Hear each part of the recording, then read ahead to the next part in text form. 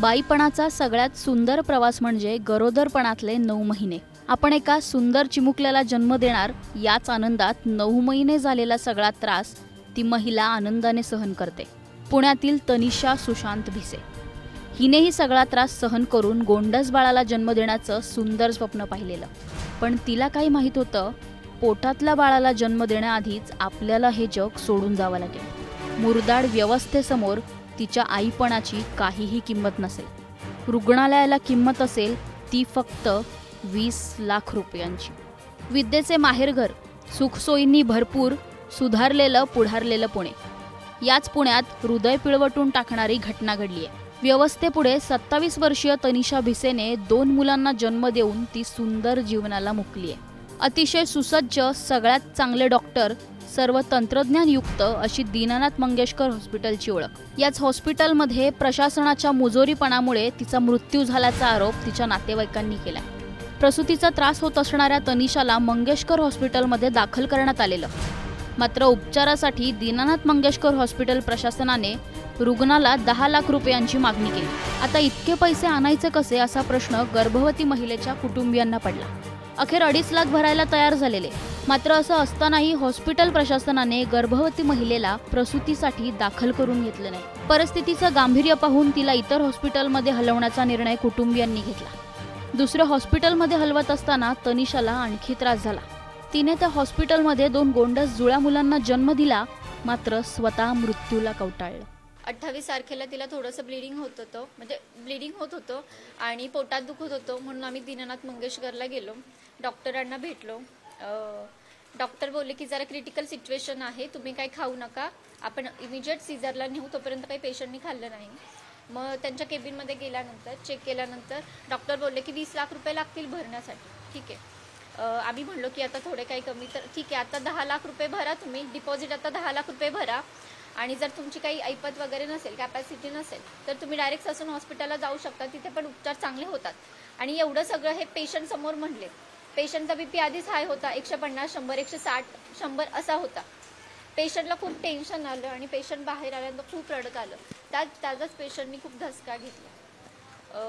त्याच्यानंतर जोपर्यंत आम्ही पैसे, आमची 3 लाख रुपये भरण्याची तयारी होती, आम्ही त्यांना म्हणलेलो ठीक आहे, आम्ही त्यांना जरासा टाइम मागितला, तर डॉक्टर म्हणले ठीक आहे तुम्ही आता खाऊ शकता, तुम्ही हे करू नका, अजून काय आपलं ठरलेलं नाहीये सीझरला घ्यायचं।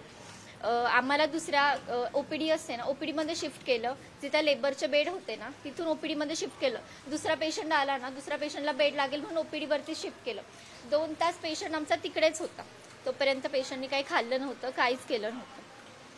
आणि जर कोणीच काही ऍक्शन घेत नाही, साधं कोणी बीपी घ्यायला नाही आलं, साधं कोणी बघायला नाही आलं। डॉक्टरांचं ऍटलिस्ट कन्सर्न असे की बाबा पेशंटला काय होतंय, आम्ही सांगितलं पोटात दुखतंय पेशंटच्या, ब्लिडिंग होतं, ते बोलले की ठीक आहे आधीच्या हॉस्पिटलमध्ये जी मेडिसिन होती ब्लिडिंगसाठी ती घ्या आणि खा। किती तास याच्यामध्ये सगळे वाया गेले? 2-3 तास वाया गेले। मग तिथून पुढे आम्ही सूर्या हॉस्पिटलला गेलो। म्हणजे जो काही दुर्दैवी घटना घडली याला जबाबदार तुम्ही कोणाला?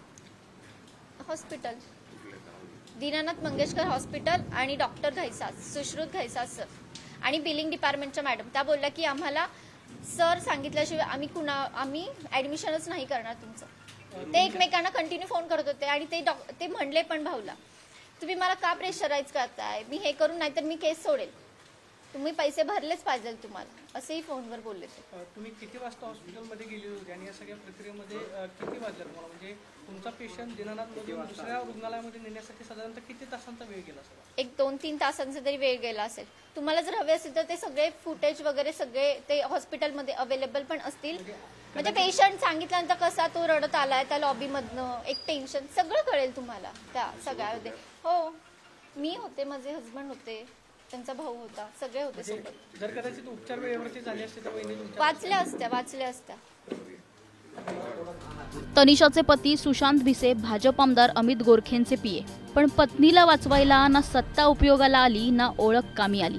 रुग्णालयात पत्नीला दाखल करून घेत नाही म्हटल्यावर त्यांनी बरेच फोन फिरवले, अनेकांच्या ओळखी सांगितल्या, मुख्यमंत्री वैद्यकीय सहायता कक्षाला संपर्कही केला, पण तरीही पाषाण हृदयाचं हॉस्पिटल प्रशासनाच्या मनाला पाझरही फुटला नाही। या घटनेमुळे महिलेच्या जीवापेक्षा हॉस्पिटलला पैसा प्यारा झालाय की काय असा सवाल जनतेतून विचारला जातोय। मुरदाड व्यवस्थेसमोर भाजप आमदार अमित गोरखे यांनीही हात टेकले. मला हे सांगायचं की दीनानाथ हॉस्पिटल हे खऱ्या अर्थानं गरिबांसाठी आणि ट्रस्ट म्हणून चालवलं जातं, पण अशा प्रकारचा अत्यंत गंभीर गुन्हा ह्या हॉस्पिटलने केलेला आहे आणि अशा अनेक तक्रारी ह्या आलेल्या आहेत आणि हे जर माझ्या स्वतःच्या पीए बरोबर होत असेल तर अत्यंत दुर्दैवी घटना आहे.